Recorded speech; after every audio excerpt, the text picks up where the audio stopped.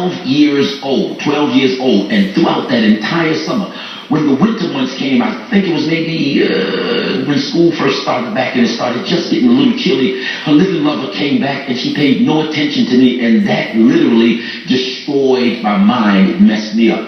Now, oftentimes, Pastor, when we start telling testimonies, it makes people nervous because people like fake church. I'm not a fake church guy.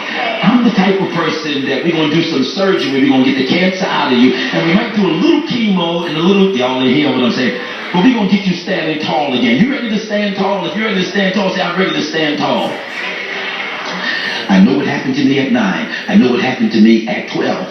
From 9 to 12, that was the situation that happened. I began to go and going. Got involved in drugs and dropped out of school and couldn't read and couldn't write and those things. And all of those things are gifts that God gave me. But when I was 32 years old, I was invited by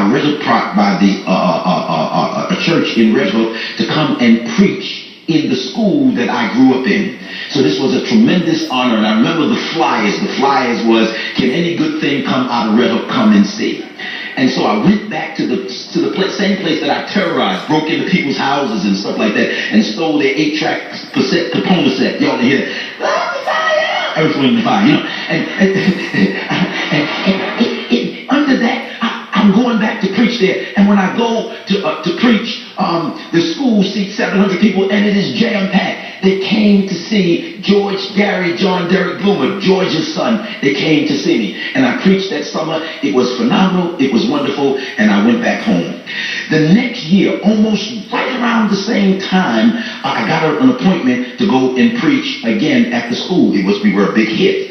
My mother called me and she says, George, you know, and I won't mention the lady's name, you remember such and such a person? And I said, yeah, lives on apartment 3. She said, yeah, she died. I said, no. She said, yeah, she died. I said, when is her funeral? She told me funeral. I said, well, I'll be in New York City. I would like to come by and maybe I can make it to the wake. And so in her later years, she had lost her vision and was wearing bifocal glasses. And I went on Bedford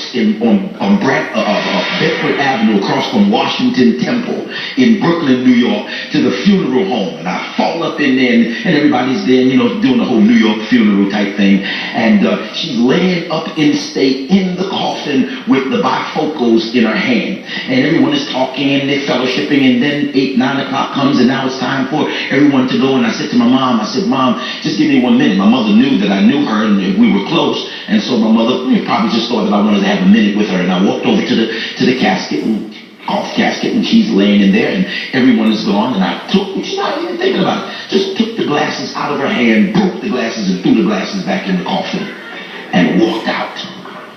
While I was walking out, it felt like the 12-year-old boy that I was carrying on the inside of me. Head grew into my head, and feet grew where my feet was, and arms grew where my arms were. It was an amazing thing that happened to me, and I walked out of there. Still to come on Spiritual Authority.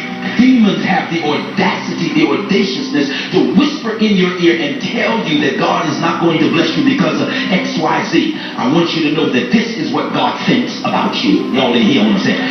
This is what he thinks about you. In spite of what you're going through, in spite of what you're dealing with, in spite of any attack that the enemy has on your mind, God has a way of bringing you out of every single crisis that you find yourself into.